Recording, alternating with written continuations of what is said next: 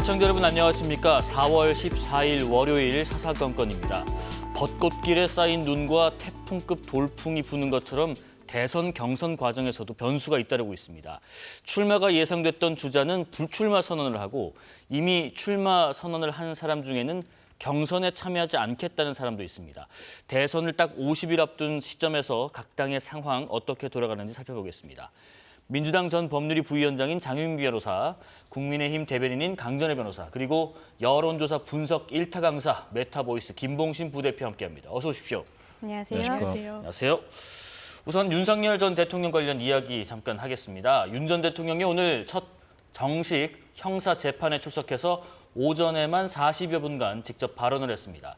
12.3 계엄은 평화적 대국민 메시지용이라는 주장을 거듭했고 계엄은 늘 준비하는 것이라는 주장도 내놨습니다. 자, 우선은 두 분 의견 좀 들어볼게요. 장윤 변호사님 먼저 듣겠습니다. 일단 형식도 내용도 다 부적절했습니다. 재판에 출석하는 그 과정도 사실 아크로비스타 사저에서 법원이 멀지도 않습니다. 물론 경호 문제 때문에 차량으로 가더라도 시민 불편을 최소화해야 되는데 그런 배려, 고려 있었다고 보여지지 않죠. 재판부도 마찬가지입니다. 이명박, 박근혜 전 대통령 모두 사실상 첫 공판은 언론에 공개가 됐었습니다. 비공개 동선으로 들어가서 첫 이 공판정도 국민들은 볼 수가 없었습니다. 계엄의 최대 피해자는 시민들입니다. 그런데 어떤 인권이 더 고려되고 우선시됐는지 좀 반문할 수가 없고 내용은 어떻게 보면 더 가관이라고 할 수 있습니다. 계엄을 항시적으로 준비했던 전임 대통령이 누구입니까? 그게 계속 그렇다면 준비해야 될 사안입니까? 국가 전시사변에 준하는 비상 상황 때 아주 예외적으로 국가 권한이 기본권을 제한할 수 있도록 하는데 항시 그런 부분이 머릿속에 있었다는 건 사실상의 자백 아니겠습니까? 더더군다나 계속해서 헌법재판소에서도 되풀이했던 이거 2시간짜리에 불과하다. 이것을 왜 계엄을 내란이라고 하는 것이냐. 더더군다나 지금 본인에게 불리한 증언을 했던 증인들은 내란몰이에 위축돼서 그런 증언을 했다라고 폄훼했습니다. 본인의 지시를 따랐던 사령관과 군 병력입니다. 최소한의 염치가 지금 이 순간에도 윤석열 전 대통령에게는 없구나 이렇게 생각됩니다. 강진혜 대변인, 그 출석 과정 또 내용적 측면에서도 굉장히 부적절했다 말씀하셨습니다. 일단 출석 과정에 있어서는 그 윤석열 전 대통령의 경호팀에서 지하주차장으로 들어가는 것에 대해 먼저 요청을 했다라고 하죠. 이것은 지금으로서는 질서 유지를 위한 최소한의 방법이 아니었던가 싶습니다. 다만 이제 그 방청을 하고 있는 TV 카메라라든지 촬영을 불허한 것에 대해서는 재판부에서 정리를 한 것이거든요. 결과적으로는 지하주차장으로 들어가는 것이 특혜 아니냐라는 이야기도 결국 법원에서 청사 방어를 위해서 그리고 법원은 검찰이랑 다르게 많은 분들이 오세요. 같은 시간에 재판을 받는 사람들이 있고 여러 민원인이 있기 때문에 부적절한 접촉들이 있을 수 있기 때문에 이런 것을 방지하기 위한 결국 청사 방어의 차원에서 윤석열 전 대통령이 지하주차장으로 들어가는 것을 허가한 것이고 그리고 촬영 부분에 있어서도 지금 지기현 부장판사 측에서는 이 촬영 신청 자체가 너무 늦게 들어왔다라는 것이죠. 시기적으로. 그래서 다시 신청을 하면 거기에 대해서 판단을 해보겠다라고 하고 있습니다. 결국 이렇게 특혜로 보이는 저는 뭐 법원에서 배려한 부분이다. 안전을 위한 것이다라고 생각하지만 윤석열 전 대통령이 이제 파면 선고를 받은 지 딱 열흘이 됐거든요. 그리고 아직까지도 지지자분들께서 좀 감정적으로 받아들이시지 못하는 부분들이 있습니다. 이게 시간이 지나면서 저는 조금씩은 누그러질 거라고 생각을 해요. 그러면 지금 하고 있는 조치들이 나중에는 조금씩 완화가 되지 않을까. 우리 국민들께서도 과거에 뭐 박근혜 전 대통령, 이명박 전 대통령, 국민의 알 권리 이런 것들 때문에 공개된 부분들이 있었거든요. 자연스럽게 이런 것들이 추후에는 이루어지지 않을까라고 생각합니다. 우선 뭐 전직 대통령이 지하 주차장을 이용해서 재판을 출석한 건 처음이고 그리고 이제 재판부가 법정안에 촬영을 안 한 것이 지난 이명박 전 대통령 그리고 박근혜 전 대통령 때와 이번에 무슨 차이가 있는지까지 설명을 좀 들어봤습니다. 퇴거하던 지난 금요일에 대학생들이 윤 전 대통령을 적극 지지하는 모습도 볼 수 있었습니다. 이게 대통령실이 요청해서 이루어진 것이라는 얘기가 있는데 관련 영상 보고 이야기 이어가겠습니다. 대통령 측의 요청이기 때문에 50대, 60대, 70대 죄송하지만은 입장이 불가능합니다. 2030, 40 청년들 대통령과 직접 인사를 나누고 싶으신 분들은 앞쪽으로 빨리 나오시기 바랍니다. 예, 지금 한 유튜브 영상을 보셨는데 강준하 대변인 지금 당시 현장에 있던 자유대학의 대표와 부대표가 대통령실에서 대학생들에게 와달라고 했다. 앞쪽에 좀 배치해 달라고 한다. 이런 말을 직접 하기도 했네요. 그렇죠. 지금 윤석열 전 대통령이 관저에서 나와서 서초동 사저로 가는 과정에 있어서 그 앞에 특히 대학교 그 과잠을 입은 그 청년들이 굉장히 많이 나와 있었습니다. 점퍼. 학교 이름이 써져 있는 점퍼를 입고 나온 학생들이 많았었는데 이것이 대통령실에서 어떻게 좀 만들어낸 이벤트가 아니냐라는 이야기들이 있는 것이죠. 이것을 지금 상황으로 봤을 때는 대통령실이 직접적으로 관련이 되어 있는지는 모르겠습니다만 어쨌든 좀 준비가 되어 있던 모습은 맞는 것으로 보입니다. 이번에 윤석열 대통령의 탄핵 심판 과정에 있어서 2030 청년들이 굉장히 윤석열 대통령에게 특히 남성들이 많이 공감하는 모습들을 보였었거든요. 굉장히 슬픈 일입니다만 이제 서부지방법원의 난동 사건에 있어서도 그때 20대 분들이 굉장히 많았었던 부분들이 있고 윤석열 대통령 같은 경우에도 물론 서부지방법원 사건 아예 별개입니다. 본인이 그동안의 메시지 관련해서 청년에게 굉장히 고맙다라는 이야기들을 여러 차례 한 부분들이 있습니다. 그리고 이제 나오는 과정에 있어서의 메시지도 청년에게 고맙다 그리고 미안하다 이런 것들이 나왔었는데 이렇게 청년들이 어떻게 보면 미래 세대인데 윤석열 전 대통령이 대선 과정에 있어서 2030 남성 청년들이 지지를 해줬을 때는 이준석이라는 사람이 중간에 있었거든요. 그런데 지금 같은 경우에는 자발적으로 어떻게 보수에 대해서 다시 한번 깨닫게 되고 그리고 특히 민주당의 횡포에 대해서 2030 청년들이 분노하는 모습을 보였던 것이 윤석열 대통령 입장에서는 8대 0으로서 파면 결과가 나왔음에도 불구하고 굉장히 고마웠을 거라고 생각을 해요.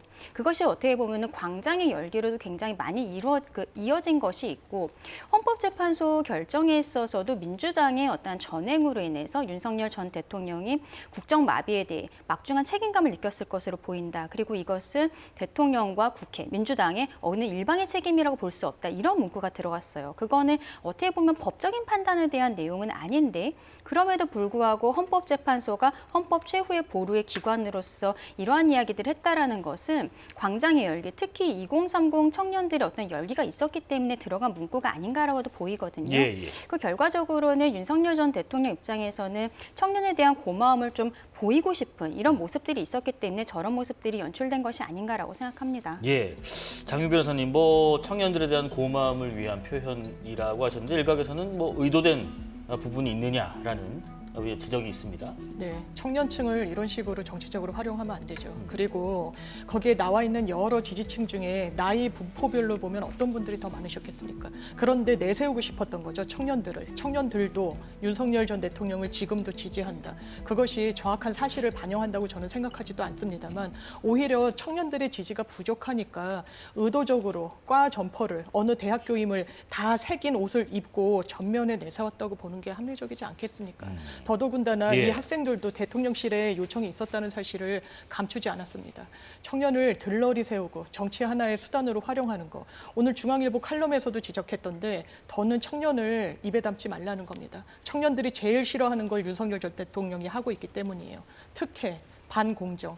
오늘 재판 출석만 해도 특혜라는 의혹에선 자유롭지 못합니다. 어느 전직 대통령도 누리지 못했던 특혜라는 건 부인할 수 없을 거예요. 그런 부분을 제일 예민하고 과민하게 받아들이는 게 우리 청년 세대인데 그런 걸 다 몰각하고 청년을 사실상 어렵게 하면 어렵게 했지. 민생을 쪼그라들게 하고 경제, 채용 이런 부분을 다 어지럽게 했으면서 청년을 본인들을 지지한다라고 내세우는 게 이게 책임 있는 태도입니까? 저는 굉장히 시민들을 어떻게 보면 낮춰잡아서 보고 있다. 아직까지도 대단한 우월한 그런 이 시선에서 윤석열 전 대통령이 벗어나 있지 못하다. 한 단면이라고 생각합니다. 강준하 대변인, 그리고 그 모습도 포착이 됐더라고요. 윤 전 대통령 내외가 그 사저에 도착해서도 지지자들하고 인사를 나누는데 여기서 다 이기고 돌아온 거니까 걱정하지 마시라. 어차피 대통령 5년 하나, 3년 하나라는 식의 이제 발언을 한 것이 이제 포착이 됐던데 뭐 어떤 것을 이겨 돌아왔다는 건지 한번 해석을 좀 해주실까요? 일단은 그 아크로비스타 주민들께서 나와 계셨고 굉장히 짧은 기간 동안 대통령 임기를 마치지 못하고서 돌아온 것에 대해서 안타까워했기 때문에 어떻게 보면 미안한 마음 그리고 함께 그 위로하고 싶은 마음 이러한 이야기를 하는 가운데서 나온 이야기가 아닌가라고 보입니다. 저것은 공식적인 메시지라기보다는 그러니까 지나가는 말로 한 이야기인데 그럼에도 불구하고 저 개인적인 입장으로는 좀 부적절한 말이 아니었나라고 생각을 해요.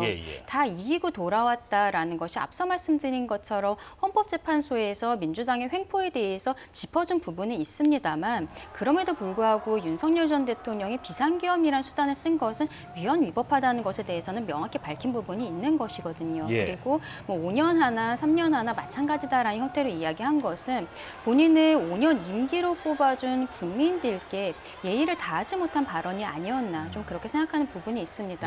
다만 저 발언이 어떤 공식적인 상황이라기보다는 지역 주민들과의 그냥 스몰 토크 과정에서 나온 것이다. 이것은 조금 지켜봐야 될 것 같습니다. 스몰 토크 하지만은 참 많은 취재진들이 또 시청자 국민분들이 좀 지켜보는 광경이었던 것 같아요. 그래도 한때 대통령이었던 사람입니다. 끝까지 시민들이 그 입을 주목했던 건 그래도 헌재에서 모르겠습니다. 다투는 과정에서는 본인의 일방적인 입장을 드러내더라도 최소한 대한민국 국민들께 사과 메시지는 내지 않겠느냐라는 거였어요.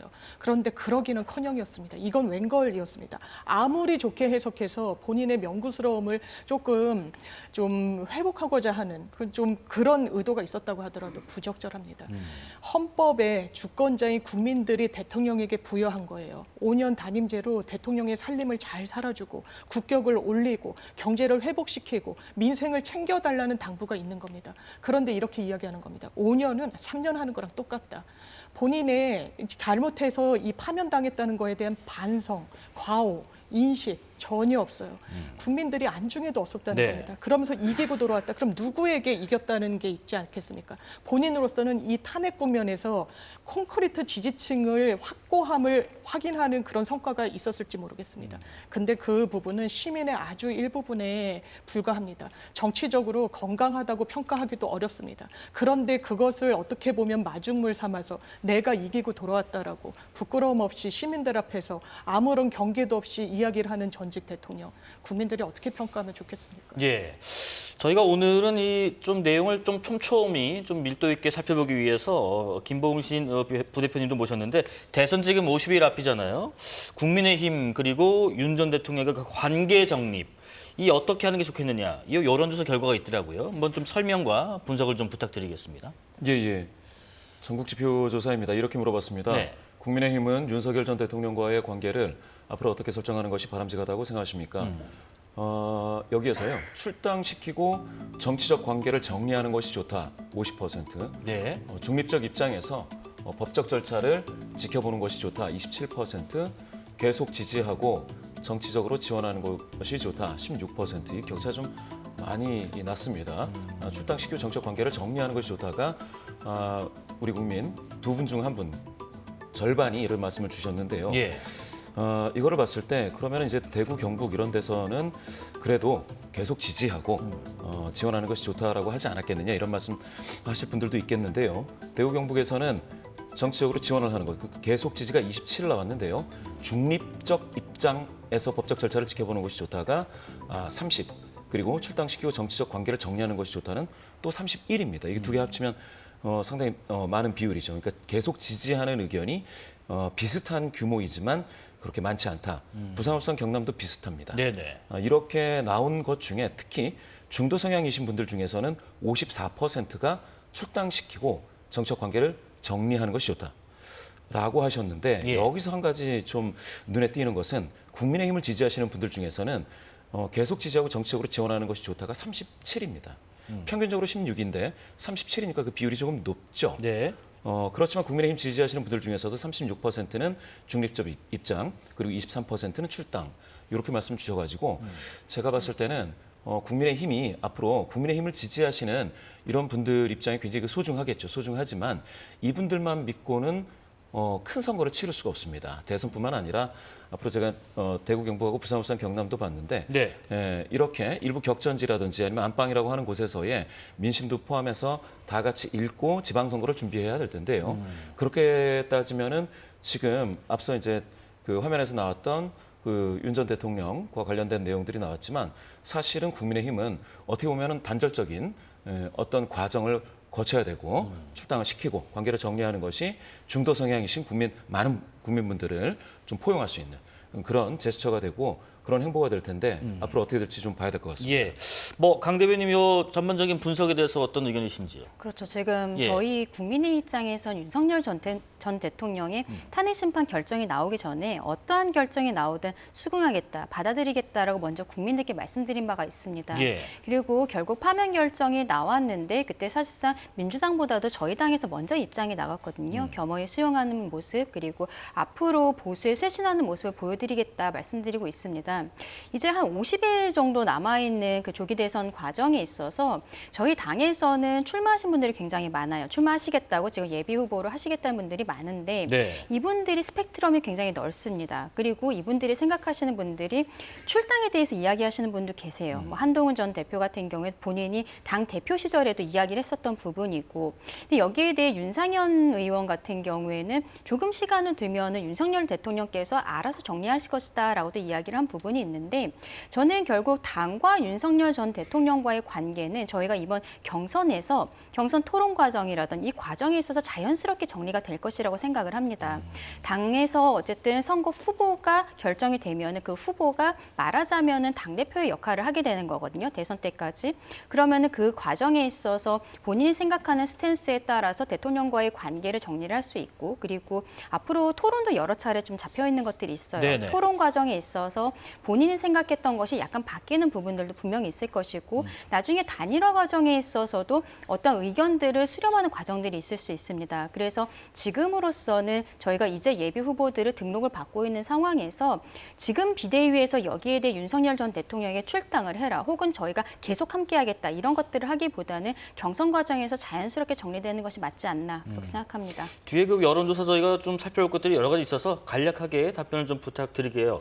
장유 변호사님, 그럼에도 불구하고 국민의힘 공식 1호 당원은 윤석열 전 대통령 아니었느냐. 맞습니다.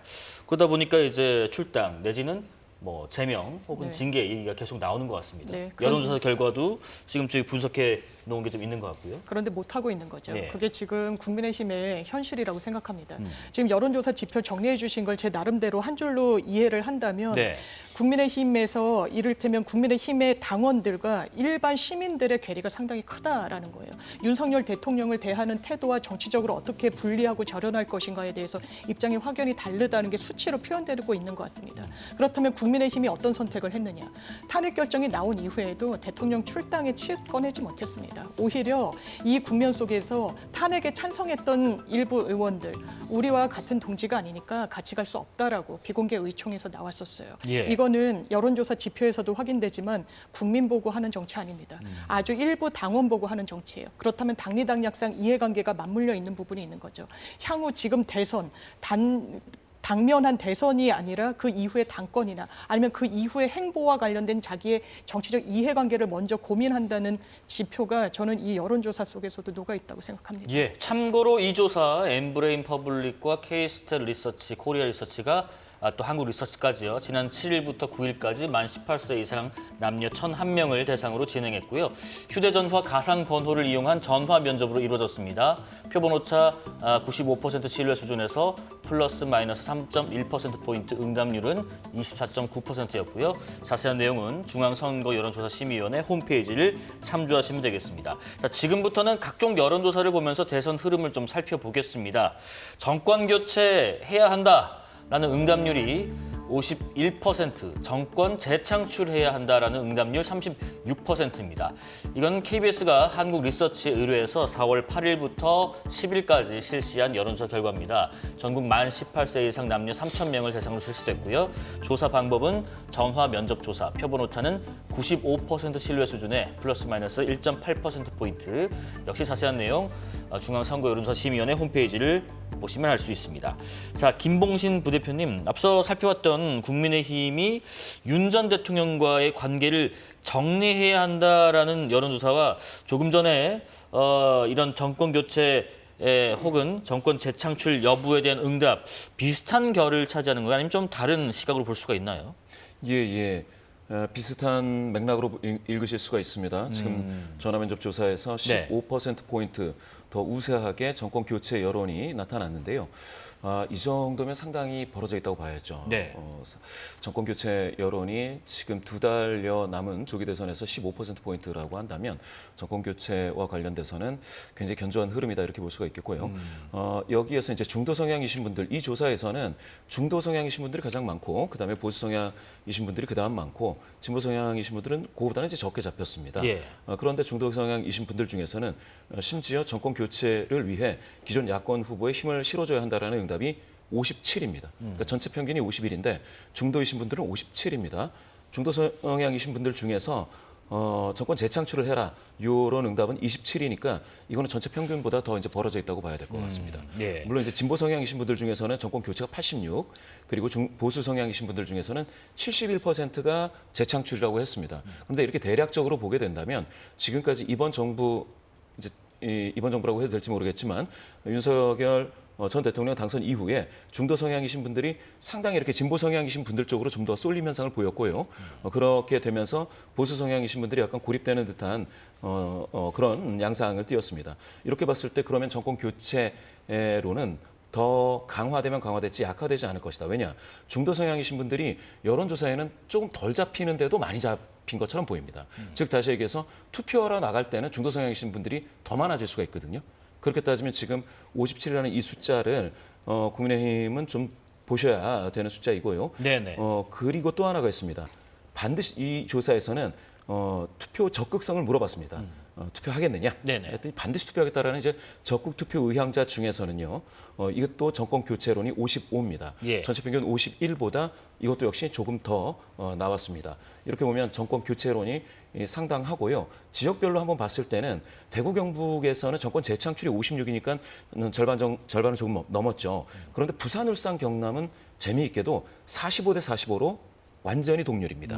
그러면 조기 대선으로만 따지면 부산, 울산, 경남 여기 PK라고 흔히 얘기하는 이 지역이 완전한 경합 지역이 된 거죠. 네네. 예, 그렇게 따진다면 지금 사실은 전선이 원래는 충청에서 그어졌어야 됐는데 지금 충청은 어떻게 보면 정권 교체가 더 강하게 나타나는 50대 37로 교체론이 우세하고요. 그러면 전선이 어디로 그어지느냐? 그러면 부울경으로 그어집니다. 이렇게 되면은 아무래도 국민의힘 같은 경우에는 완전히 할 수밖에 없는 끝까지 이제 몰리는 상황까지 가고 있다라는 그런 결과를 보실 수가 있겠습니다. 예, 중도, 보수, 진보 순으로 응답률이 컸다라는 말씀도 해주셨습니다. 국민의힘의 대선 준비 상황은 어떨지 좀 보겠습니다. 국민의힘은 오늘부터 내일까지요.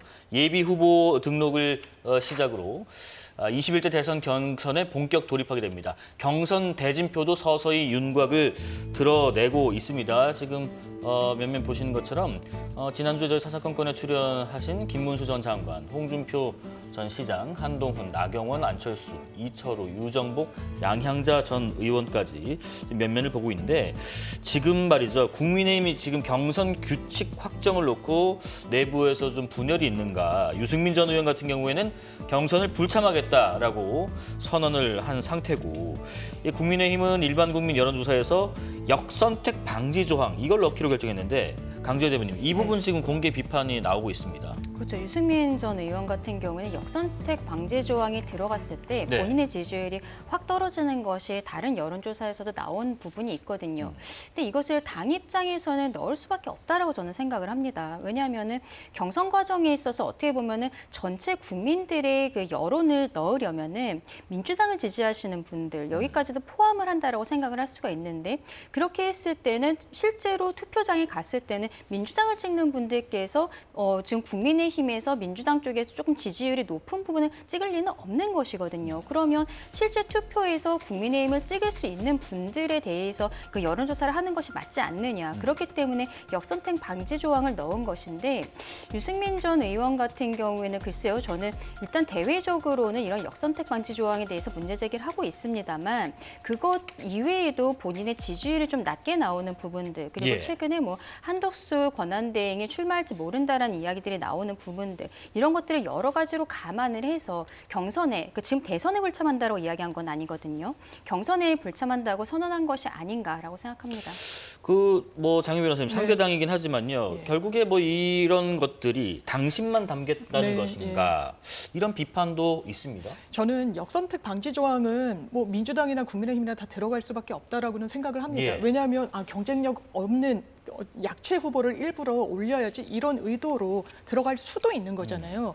그러면 이제 오염이 될 수 있기 때문에 안전장치를 내는 건 필요한데 네네. 왜 이렇게 다른 주자들이 문제 제기를 세게 하느냐라고 하면 이 구도 때문에 그런 것 같아요. 사인을 먼저 완전 국민 경선으로 추출을 하고 그다음에 2명을 결선에 올린다는 겁니다. 그런데 그 결선에 올랐을 때는 당원 50% 그리고 일반 시민 50%인데 지금 당원 이 여론조사로도 확인이 되지만 일반 민심과는 괴리가 상당히 있어요. 네. 그렇다면 이른바 찬탄, 반탄으로 구도가 형성될 가능성이 매우 높은데 내가 역선택 방지 조항을 위해서 국민의힘 지지자다 내지는 나는 민주당 지지자가 아니다.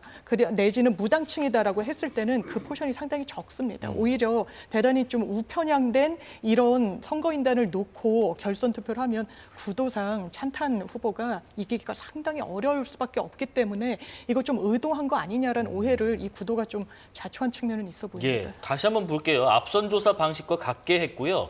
국민의힘 대선 후보 적합도를 물었습니다. 김문수 15, 유승민 11, 홍준표 9, 한동훈 8, 오세훈, 안철수 이 순으로 나왔는데 지금 역선택 방지 조항이라는 것을 채택을 하면 잘 보세요. 김문수 27, 홍준표 13, 한동훈 11, 안철수 4, 유승민 3으로 결과가 지금 달라지게 나옵니다. 김봉신 부대표님, 지금 이 역선택 방지 조항이라는 걸 채택하면은 후보 적합도라는 것이 더 명확해지는 건가요? 이게 좀 이해가 어려울 수도 있을 것 같아요. 예. 역선택 방지 조항은 방금 말씀 주셨다시피 예. 타당 지지자들을 제외한 상태로 계산을 해보겠다, 네. 집계를 하겠다, 뭐 이런 거죠. 그렇게 따지니까 국민의힘 지지하시는 분들 그리고 이제 무당층 이렇게만을 합쳐서 봤을 때는 저와 같다라는 거는 이제 유승민이라든지 유승민 주자가 상당히 전체에서는 괜찮았는데 이제 역선택 방지 조항을 적용한 국민의힘 지지자 및 무당층에서는 약하다.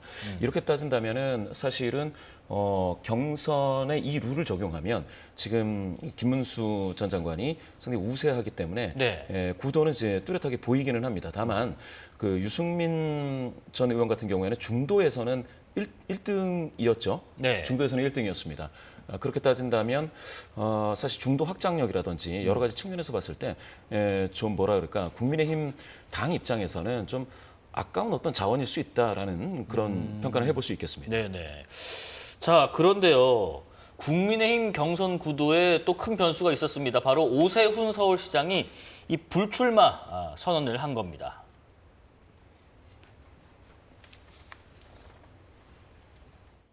우리 당이 배출한 대통령의 탄핵에 말로 표현할 수 없는 참담함과 무한한 책임감을 느낍니다. 우리 당 누구도 윤석열 정부 실패의 책임에서 자유로울 수 없습니다. 저는 이번 대선에 출마하지 않겠습니다. 비정상의 정상화를 위해서 백의종군으로 마중물 역할을 하겠습니다. 강 대변인 지금 기자회견 1시간 전에 공지를 했고 이런 언급을 하고 나서 바로 나갔습니다. 불출마 선언. 그 배경이 뭐냐 여러 얘기 나오는데 일각에서는 한덕수 대통령 권한대행 차출론이 나오는 것 자체로 당 지도부에 좀 불만을 가지고 있는 것이다.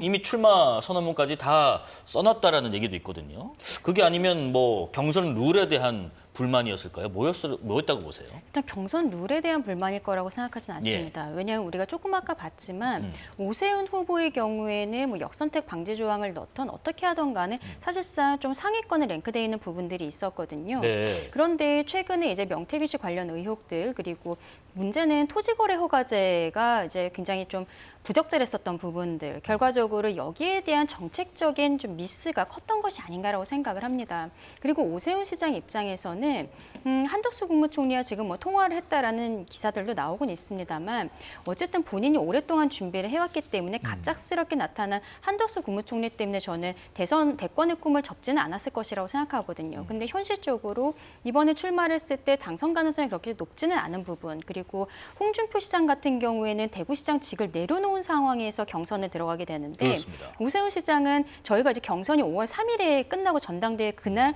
5월 3일 후보 선출이거든요. 근데 공직자는 5월 4일에 사퇴를 하면 됩니다. 그러면 경선 과정은 사실상 서울시장의 직을 가지고서 들어갈 수 있지만 홍준표 시장이 내려놓겠다라고 했고 본인도 대권의 꿈을 가지면서 서울시장직을 계속 갖고서 그 경선을 진행하기는 좀 어려운 부분들이 있거든요. 그러면 본인이 이것을 내려놨을 때 서울시장이 다음번에 민주당으로 넘어갈 수 있다라는 이런 위기의식, 본인이 여기는 막아야 된다고 생각하는 것이 오히려 컸던 것이 아닌가 좀 그렇게 생각합니다. 뭐 여러 가지 차출론, 뭐 경선 룰 이런 것보다도 그런 고민이 좀 크지 않았나라는 개인적인 의견 주셨고요. 김봉신 부대표님, 지금 이렇게 오세훈, 유승민 두 사람이 이제 불출마 선언, 경선 참여하지 않겠다는 선언 이후로 이들을 지지했던 그런 세력은 어느 쪽이 흡수하느냐 이런 것들이 경선 승리 어떤 요인이 하나 될 수 있을까 싶기도 하고 근데 또 이런 얘기도 있습니다.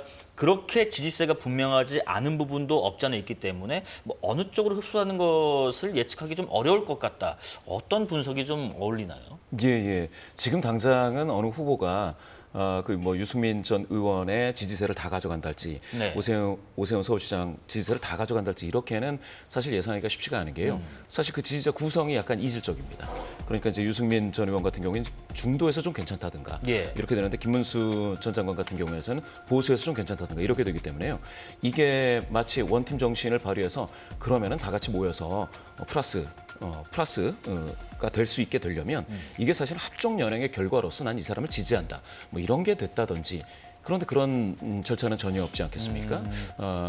어떤 경선 과정에 있어서의 어떤 룰과 관련된 룰 미팅과 관련된 그런 불만 이런 것들이 있기 때문에 지금 당장은 저 인적 자원을 어떻게 누가 손을 잡고 활용하느냐에 따라서는 조금 달라질 수 있지만 지금 당장은 어느 쪽으로 흐를 것이다라고 예견하기는 쉽지가 않을 것 같습니다. 알겠습니다. 국민의힘 경선 또 다른 변수가 있습니다. 바로 한덕수 대행의 출마 여부입니다. 오늘 국무회의가 있었는데요. 한덕수 대행이 어떤 발언을 했는데 이게 의미를 부여할 만한지 함께 들어보시죠. 저 또한 그간의 통상 경험을 바탕으로 관련 네트워크 등을 10분 활용하여 국무위원들과 함께 저에게 부여된 마지막 소명을 다하겠습니다. 장 변호사님, 지금 부여된 마지막 소명을 다하겠다. 네. 이거 안 나온다는 말씀이신지 아니면 다른 말씀이신지 아니면 안 나간다면 왜 명확하게 안 나간다라는 말씀 안 하시는지 전 해석이 좀 필요할 것 같습니다. 각기 다른 해석들을 하시더라고요. 한덕수 대행이 대선 출마가 좀 적절하지 못하다라고 생각하시는 분은 오늘 국무회의에서 안 나가겠다는 뜻을 우회적으로 이야기한 거다라고도 하시는데 저는 오히려 그 반대로 들었습니다. 반대로요? 예, 본인의 네트워크를 다 활용해서 마지막 소임을 다하는데 지금 50여일은 상당히 좀 짧은 시간이에요. 그리고 대선 하마평에 나왔을 때 이런 메시지를 던지면 이 부분이 어떻게 보면 권력 의지의 단행으로 읽힌다는 부분을 50년 공직에 몸담은 분이 모를 리가 없다라고 생각하고 더 근본적으로는 정말 대선 주자로 본인이 거론되는 거에 대해서 껄끄러움을 느끼고 원하지 않는다면 우원식 국회의장처럼 나가지 않는다. 여론조사에서 나를 빼라라고 한마디로 정리하면 간단한 일입니다. 네네. 그런데 지금 상황을 어떻게 보면 관망하는 것처럼 보이죠. 저도 내가 이번에 대선 출마를 반드시 하겠다라고 100% 마음이 굳어졌다고까지는 말씀 못 드리겠습니다. 하지만 이 상황이 뭔가 변수가 있고 이른바 친윤계 지도부들이 나를 추대하려고 하는 움직임이 있다. 그러면 이걸 그냥 마다할 것인가? 그냥 놓치고 그냥 나는 대선 관리에만 몰입할 것인가. 이 선택을 하기는 또 쉽지가 않을 거예요. 권력 의지가 조금이라도 있다면. 그런 맥락에서 오늘 국무회의 발언은 이게 사실상 모두에 공개하는 발언 아닙니까? 처음에. 그런데 어떻게 보면 대선 출마를 암시적으로 우회적으로 시사하는 듯한 발언을 했다라는 것 자체도 저는 정치적 의미가 있다고 생각합니다. 자, 그럼 연관된 오늘 발표된 여론조사 하나 보고 또 질문 이어가 볼까 합니다. 오늘 발표된 리얼미터 여론조사 보면요. 지금 보시면 이재명, 김문수 이런 식으로 차기 대선 후보 적합도 조사 결과가 나오는데 세 번째 한덕수 8.6%가 조사됐습니다. 뒤이은 주자들이 한동훈, 홍준표 이렇습니다. 한덕수라는 이름이 8.6으로 물론 이재명 후보에 비했을 때는 아직 그렇게 높진 않은 수치지만은 상당히 대선 관련 보도가 대권 관련 보도가 본격화된 지 얼마 안 된 시점에서 눈에 띄는 수치 아닌가 싶기도 하고요.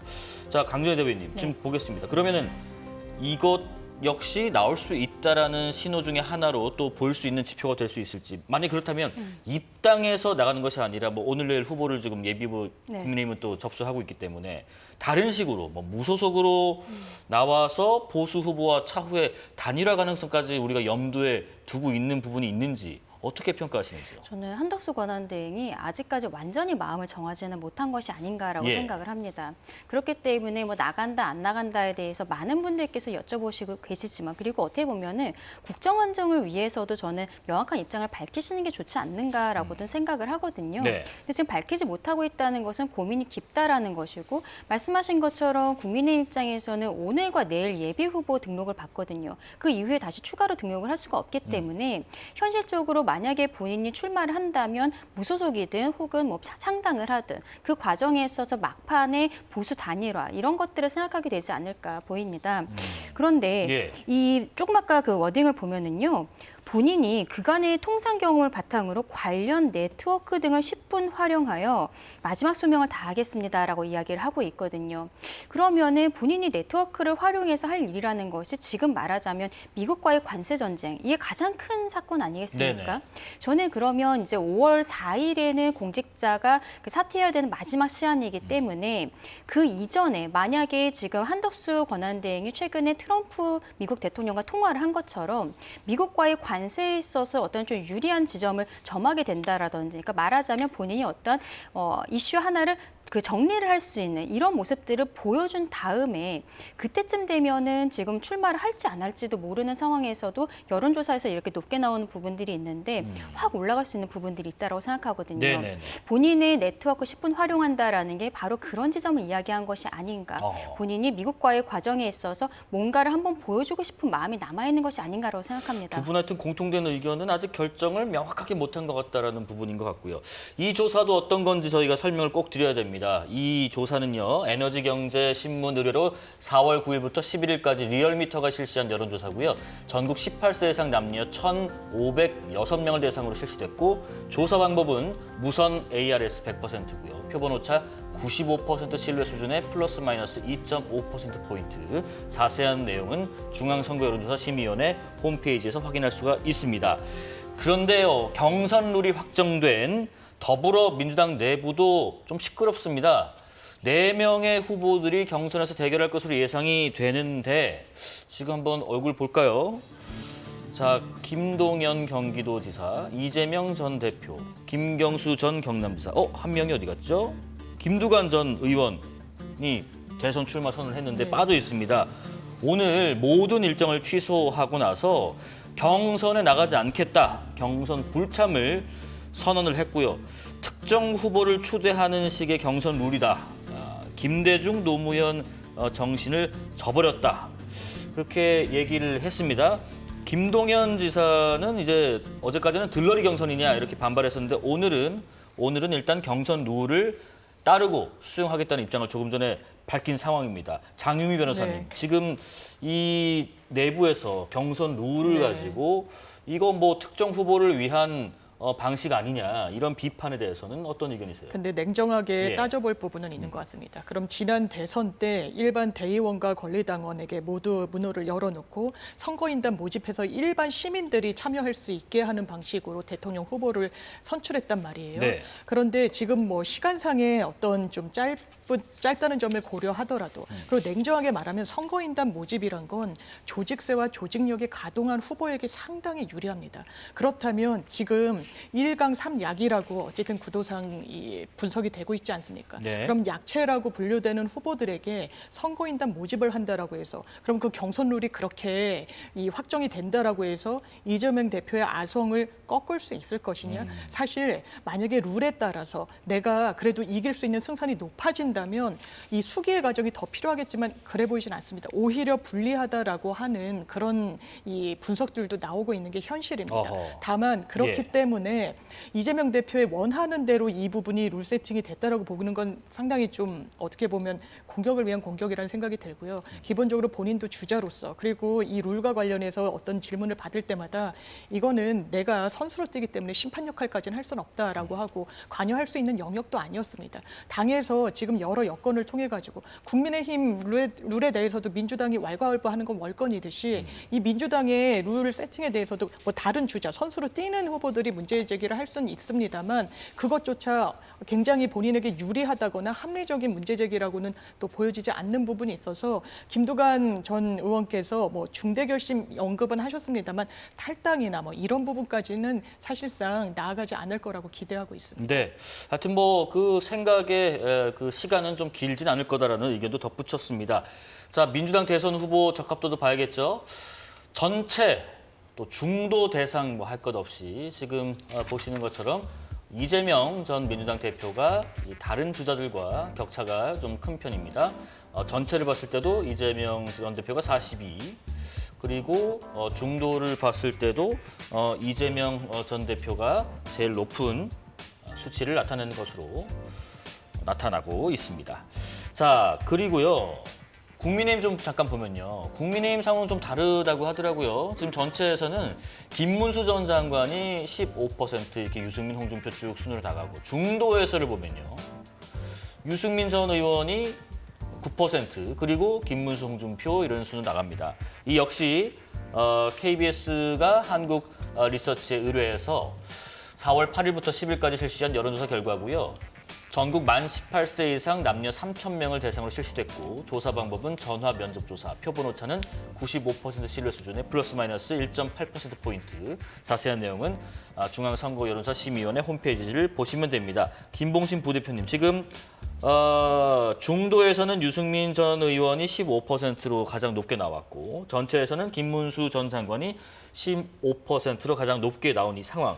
지금 국민 전체 대상하고 중도층 대상 여론조사에서 민주당하고 국민의힘의 지지율 결과 차이는 이유를 뭐라고 저희가 봐야 될까요? 그렇죠. 그러니까 이제 민주당 같은 경우에는 중도 표심이 그대로 전체에 이제 반영이 된다. 반영이 되는 것이고. 그러니까 이제 네네. 괴리되어 있지 않다 이런 건데. 국민의힘 주자 중에서는 이제 중도 확장력이 소구력이 있는 유승민 전 의원 같은 경우에 전체적으로 따지면 이제 많이 빠진다라는 것은 사실 국민의힘을 지지하시는 내지는 이제 보수 성향을 가지고 계신 그런 분들한테는 많이 인기가 없다. 따라서 그걸 이제 달리 이야기를 하면 예. 사실은 전체 평균으로 나오는 이 수치 내지는 더 극단적으로 따지면 국민의힘을 지지하시는 분들 중에서의 의견 분포가 중도와는 엄청나게 지금 괴리가 되어 있다라는 것이죠. 그래서 이 부분은 국민의힘 같은 경우는 굉장히 큰 숙제를 안고 있다라고 봐야 될 것 같습니다. 이번 네네. 대선뿐만이 아니고 내년 지방선거까지 이어진다고 했을 때 중도 표심은 확실히 잡아야 되는데 그러면 중도 소구력이 강한 분을 확실히 선택을 할 수 있으면 좋은데 지금은 또 룰이 또 그렇게 되어 있지 않지 않겠습니까?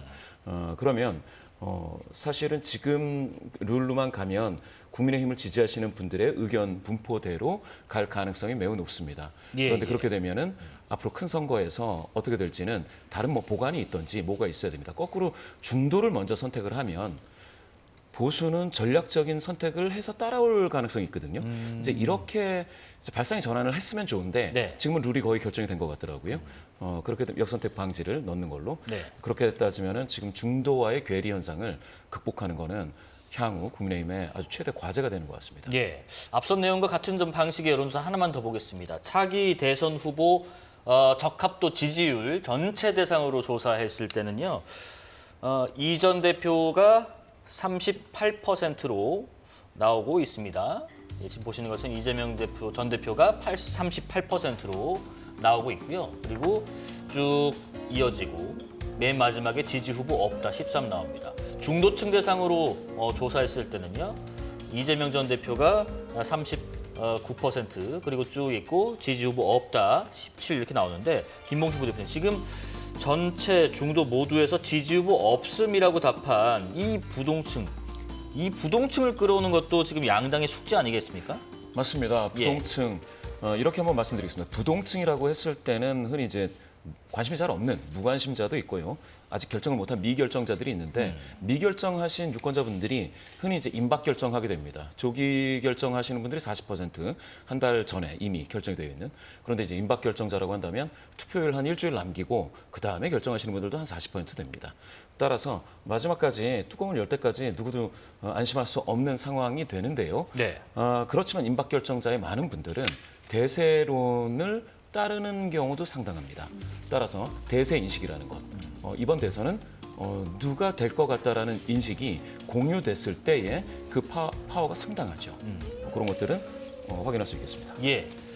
자, 다음 주제 넘어가 보겠습니다. 국회에서는요, 오늘부터 사흘 동안 대정부 질문이 진행됩니다. 윤석열 전 대통령 파면 이후 처음이고 사실상 조기 대선 전에 마지막 대정부 질문일 텐데 한덕수 대통령 권한대행은 출석하지 않았습니다. 여기에 대해서 국회의장이 발언 먼저 듣겠습니다.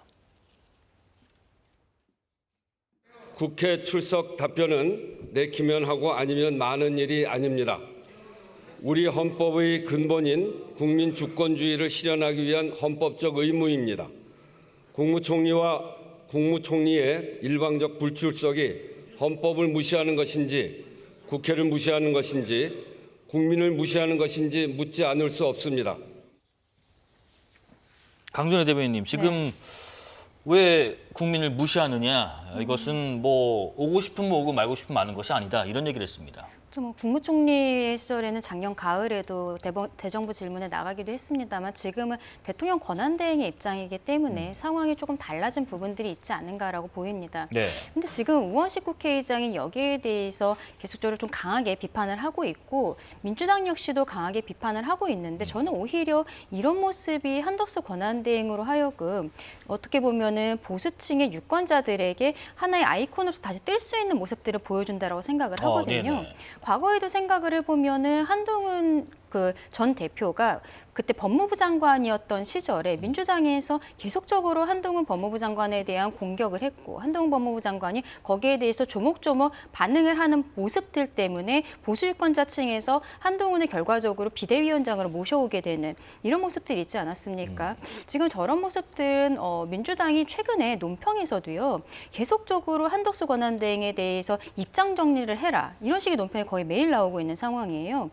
이런 것들이 지금 한덕수 권한대행을 더 크게 만들어주고 있다라고 먼저 말씀드리고 싶습니다. 예, 한덕수 권한대행에 대해서 자꾸 비판을 할수록 몸집을 키워주는 것이다. 어떤 의견이신지? 그걸 의도하고 있다라고 보이는 부분이 있습니까? 있죠. 본인이 대선 관리를 해야 되는 중책을 갖고 있음에도 불구하고 대선에 나올지 안 나올지 그리고 윤석열 전 대통령의 그림자가 짙게 드리워져 있죠. 이 헌법재판소에서도 정치를 복원하고 국회 야당과도 협치하라는 사실상의 명령을 준엄하게 내린 겁니다. 그리고 본인이 정말 오늘 국무회의에서 이야기한 것처럼 대한민국의 이 경제 상황과 관련해서 네트워킹을 다 동원하고 뭔가 역할을 하기 위해서는 당연하지만 국회와 머리를 모아야 됩니다. 그 자리를 마다하고 있어요. 정치적으로 해석되는 부분이 있는 거죠. 협치나 아니면 제1당이라고 하더라도 결이 다르면은 뭔가 의견을 모으거나 같이 가는 그런 모습을 보여주지 않는 겁니다. 이거 일반 국민들에게 이익에 부합합니까? 아니요. 지지층들은 지금 짚어주신 대로 시원하다, 잘한다, 아이콘으로 등극할 수 있다라는 기회라는 걸 본인이 모르지 않을 겁니다. 정치를 하면 되겠습니까? 그런 최소한 의혹을 자초해선 되겠습니까? 본인이 할 일은 국회에 출석해서 의원들의 정부에 관한 질문을 받고 어떤 현안이 진행 중인지를 대행으로서 또 국무총리로서 통상의 전문가라면 전문가로서 대미 협상에 경험이 많은 그 축적된 거 본인 능력으로 축적한 거 아닙니다. 대한민국이 기회를 부여했기 때문에 그런 기회를 누렸던 거예요. 그러면 정확하게 답변해야 되는 책무 있는 거 아닙니까? 그걸 안 하거나 못 하고 있는 겁니다. 대단히 부적절합니다. 뭐 정치인 다 됐다라는 이런 평가신 것 같아요. KBS 여론조사 하나만 더 보겠습니다. 대통령의 탄핵 책임에 대해서 물었습니다. 윤석열 전 대통령이 탄핵에 책임이 있다 57%로 가장 높고요. 그리고 민주당의 책임이 있다 답변이 28%. 김봉신 부대표님 이건 어떻게 이해됩니까? 예, 더불어민주당의 책임이 있다라는 예. 의견도 이제 28이면은 뭐 작지 않은 것 같습니다. 윤석열 전 대통령 57이면 10명 중 6명이니까 상당히 우세하고요. 네네.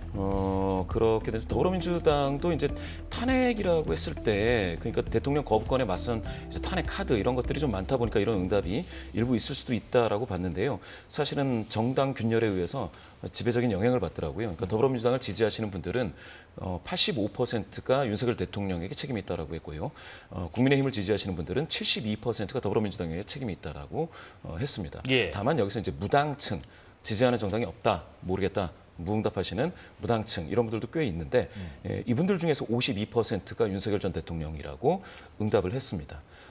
이 정도 응답을 했다라는 것은 윤석열 대통령의 탄핵과 관련된 기억이 계속 남아 있을수록, 그러니까 이 프레임이 계속해서 작동할수록 국민의힘은 좀 쉽지 않겠다라는 생각이 드는 측면이 있고요. 그거는 또 왜 그러냐면 부산, 울산, 경남에 거주하시는 분들 중에 50%가 윤석열 전 대통령에게 책임이 있다라고 응답을 했습니다. 예. 그러면 이건 격전지 전체에서 사실 윤석열 대통령을 상기하면, 기억하면, 탄핵을 생각하면 그 프레임에서는 국민의힘 쪽으로는 의견이 가기가 쉽지 않다. 이렇게 해석이 되겠습니다. 예.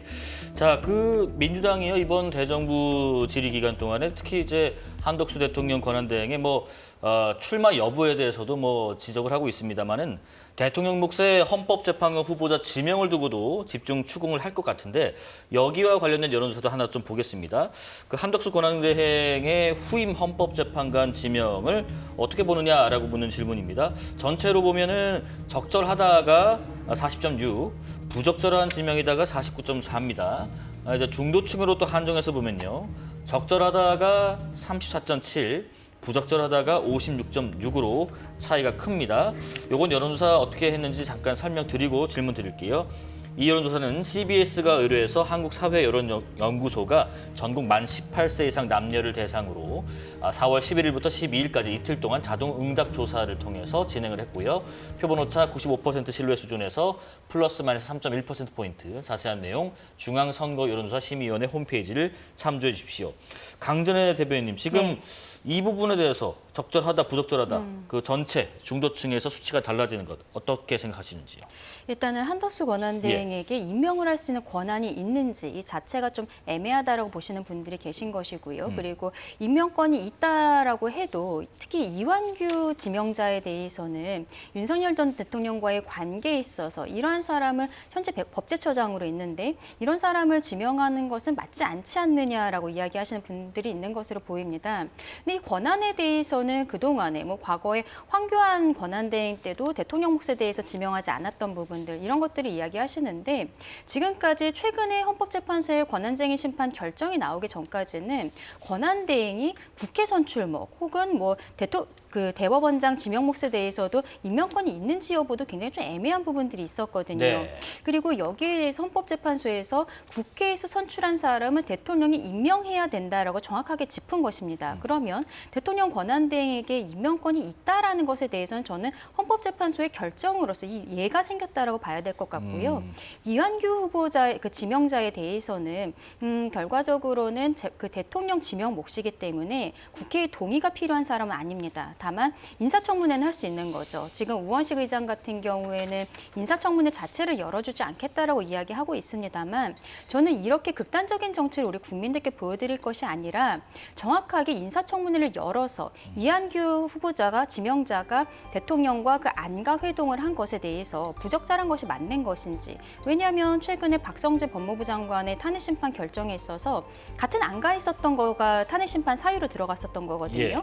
그 안가 회동이 있었다는 것만으로 내란 동조 있었다라고 볼 수 없다라고 헌법재판소가 정확히 짚은 부분이 있어요. 근데 민주당에서는 그것이 피의자이기 때문에 그 사건으로서 피의자의 신분이기 때문에 지금 헌법재판관이 되는 것이 부적절하다고 이야기하는데 그런 여러 가지 의혹들, 대통령과의 관계 이런 것들은 인사청문 과정에서 정정당당하게 이야기를 하고 밝혀내면 되는 것이지 지금 이런 형태로 민주당에서 프레임화시키는 것 이것은 맞지 않는 것이 아닌가. 그리고 만약에 정당하게 인사청문 인사청문회를 거치고 그리고 이 이완규 지명자가 문제가 없다라고 생각하면 우리 국민들께서도 조금 더 지지를 보내주시게 되지 않을까라고 생각합니다. 예, 김봉신 부대표님 분석 잠깐 듣고 우리 장 변호사님 의견 좀 들어볼게요. 이게 물론 전체와 중도층 모두 부적절하다가 적절하다보다 더 많은 수치긴 하지만 수치상 차이가 좀 있습니다. 이건 어떻게 이해하면 될까요? 예. 이 조사는 이제 ARS 조사입니다. 예. 그렇게 따지면은 그 민주당을 좋아하시는 분들이라든지 국민의힘을 좋아하시는 분들이 다 같이 이제 모이는 그런 조사라서요. 고관여 지지자들 중심 조사인데 네네. 여기에서 전체 값에서 부적절한 지명이 49.4니까 거의 50% 절반이 나왔지 않습니까? 그럼 오차 범위를 넘어서서 부적절한 지명이라는 게 이제 우세하다. 네. 중도에서는 더 확실히 부적절하다라는 의견이 그쪽으로 더 많이 쏠림 현상을 보인다라고 하는 것들은 지금 제 느낌상 한동훈 총리가 만약에 이제 출마를 하게 되면 이 부분과 관련돼서는 발목이 될 수도 있다라는 생각이 있고요. 그러면 예. 전체 국민의 의견은 좀 한번 들여다봐야 되는 그런 사안이다. 이렇게 봐야 될 것 같습니다. 예, 한덕수 권한대행에 대해서 이것이 발목을 잡을 수도 있다라는 의견도 주셨습니다. 장윤 변호사님 의견 듣겠습니다. 네, 여론이 좋지 않은 건 법과 원칙을 어겼기 때문입니다. 헌법을 완전히 조롱했다라는 평가까지 자초했기 때문이에요. 대통령 몫의 3명의 헌법재판관 대행이 임명할 수 없습니다. 이건 헌법학계의 중론이자 모여진 의견입니다. 이 다른 이론이 크게 없습니다. 왜냐하면 대통령은 선출된 최고 권력이에요. 시민들이 권한을 부여했습니다. 행정부의 최고 수반으로서 본인에게 헌법이 3명의 재판관을 임명할 수 있는 권한을 부여한 겁니다.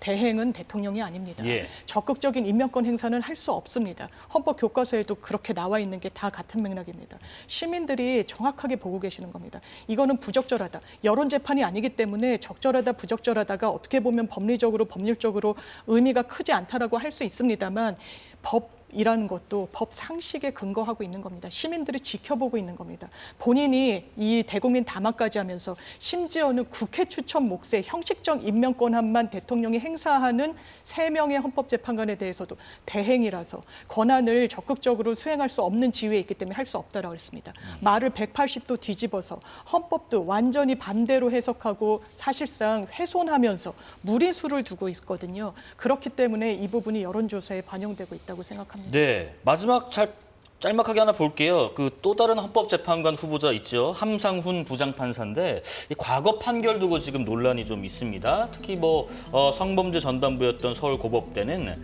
2017년에 성범죄 항소심 사건에서 여러 차례 감형한 사례가 확인이 됐는데 그 사유가 보시는 것처럼 친딸의 바지에 잠결에 손을 넣었다거나 가해자가 회사에서 퇴직당할 수 있어서라는 등이 있었고요.